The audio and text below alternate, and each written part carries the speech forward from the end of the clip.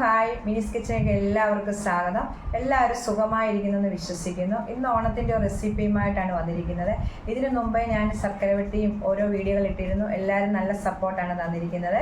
ഇന്ന് ഞാൻ കളിയടയ്ക്കയാണ് ഉണ്ടാക്കുന്നത്. നമ്മുടെ വീടുകളിൽ അരിപ്പൊടി കൊണ്ട് പെട്ടെന്ന് നമുക്ക് കളിയടയ്ക്ക ഉണ്ടാക്കാൻ പറ്റും. അതെങ്ങനെ ഉണ്ടാക്കുന്നത് നമുക്കൊന്ന് നോക്കാം. നമുക്ക് വീഡിയോയിലേക്ക് പോകാം.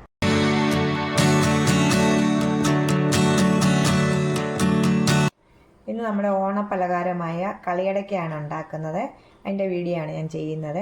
കളിയടയ്ക്ക ഉണ്ടാക്കാൻ വേണ്ടി ഞാനൊരു പാത്രം വെച്ചിട്ടുണ്ട്.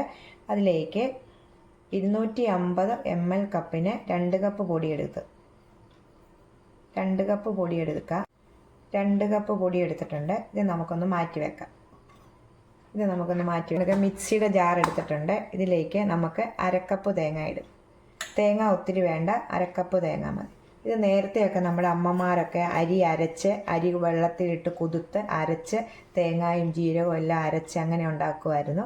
ഇപ്പം നമുക്ക് അങ്ങനെയൊന്നും പറ്റാത്ത സമയമില്ലാത്തവരായി നമ്മൾ മാറിയേക്കുവാണ്. അതുകൊണ്ട് ഇപ്പോൾ നമ്മൾ പെട്ടെന്ന് ഉണ്ടാക്കുന്നത് അരിപ്പൊടി കൊണ്ടാണ്. അരിപ്പൊടി കൊണ്ട് ഉണ്ടാക്കാൻ നല്ല ടേസ്റ്റാണ്. അരക്കപ്പ് തേങ്ങ ഇട്ടു. അതിലേക്ക് 1 ടീസ്പൂൺ ജീരകം ഇടണം. ഇത് നമുക്ക് ഒരു ശകലം വെള്ളം ഒഴിച്ചൊന്ന് ചായച്ചുകൊണ്ട് വരണം. ഒത്തിരി അരിഞ്ഞു പോകല്ലേ, ഒന്ന് ചെറിയ തരിതരിപ്പ് പോലെ നമുക്കൊന്ന് അരച്ചുകൊണ്ട് വരാം. അരച്ചുകൊണ്ട് വന്നിട്ടുണ്ട്. തേങ്ങ അരച്ചുകൊണ്ട് വന്നിട്ടുണ്ട്. തേങ്ങയും ജീരകവും കൂടെ ഒന്ന് ചായച്ചുകൊണ്ട് വന്നിട്ടുണ്ട്. നമുക്കിതിലേക്ക് പൊടിയിലേക്ക് ഇടാം. 1/2 ടീസ്പൂൺ ഉപ്പിടാം. അതിനുശേഷം നമുക്ക് നല്ലോണം തിളച്ച വെള്ളം, ഈ കപ്പിന് പൊടിയെടുത്ത കപ്പിന് ഇതായിട്ട് 1 കപ്പ് വെള്ളം, 2 കപ്പ് പൊടിയാണ് എടുത്തേക്കുന്നത്. ഇതിനകത്ത് ഒത്തിരി വെള്ളം വേണ്ട, ആവശ്യത്തിന് ഒഴിച്ച് നമുക്ക് കുറച്ച് നല്ല തിളച്ച വെള്ളമായിരിക്കണം. ചൂടോടുകൂടി കുഴച്ചെടുക്കാം.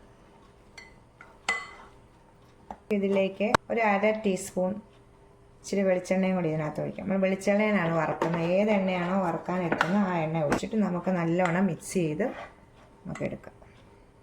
കൈ കൊണ്ട് ഒന്ന് കുഴച്ചെടുക്കാം. നല്ലോണം സോഫ്റ്റായിട്ടൊന്ന് കുഴച്ചെടുത്ത് വെക്കാം.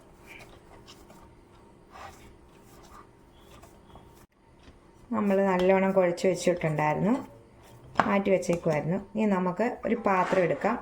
ഈ പാത്രത്തിലോട്ടാണ് നമ്മൾ ഉരുട്ടി ഇടുന്നത്. അതിലേക്ക് നമുക്ക് സ്വല്പം വെളിച്ചെണ്ണ ഒഴിക്കാം.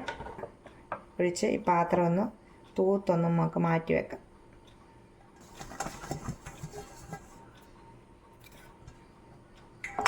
നമ്മുടെ കയ്യിലും ഇച്ചിരി വെളിച്ചെണ്ണ ഒന്ന്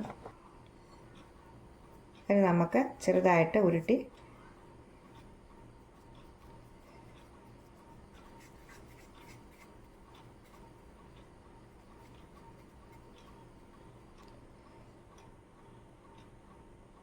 ഇതുപോലെ ഉരുട്ടിയൊന്നും എടുത്ത് നമുക്ക് പാത്രത്തിലേക്ക് മാറ്റി വെക്കാം.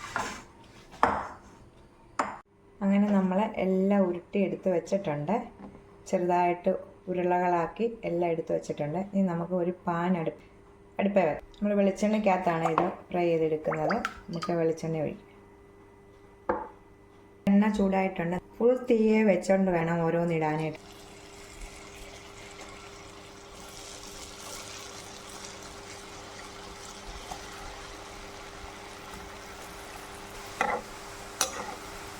നമ്മൾ ഇട്ട് കഴിയുമ്പോഴത്തേക്ക് തീ കുറച്ച് വെക്കണം. എന്നിട്ട് ഇതിനകമൊക്കെ നല്ലോണം വേകേണ്ടതാണ്. ഫുൾ തീയെ ഇടല്ലേ, തീ കുറച്ച് വെച്ച് നല്ലോണം ഫ്രൈ ചെയ്തെടുക്കാം.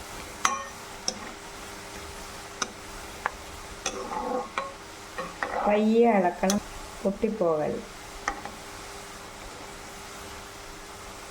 ഫ്രൈ ആയി വന്നിട്ടുണ്ട്. നമുക്കിതെടുക്കാം.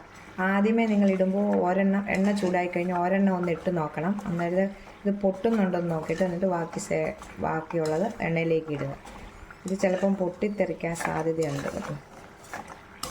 അത് വെള്ളം കൂടിപ്പോലെ കുഴയ്ക്കുന്നതിൻ്റെ അനുസരിച്ചിരിക്കും. വെള്ളം കൂടുതൽ കൂടിക്കഴിഞ്ഞാൽ ഇങ്ങനെ പൊട്ടും.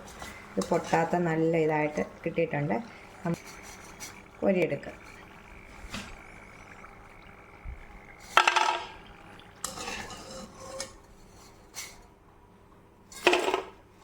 ഫുൾ തീ വെച്ചിട്ട് വേണം ഇടാനായിട്ട്.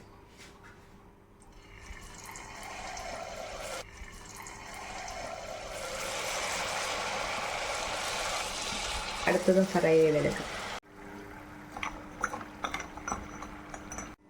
അങ്ങനെ നമ്മുടെ ഇതെല്ലാം റെഡി ആയിട്ടുണ്ട്. ഇത് കണ്ടോ പൊട്ടിക്കുമ്പോൾ കണ്ടോ നല്ലവണ്ണം ഇതിനകം എല്ലാം വെന്ത് നല്ല മൂത്തു ഇതൊക്കെ കേട്ടോ.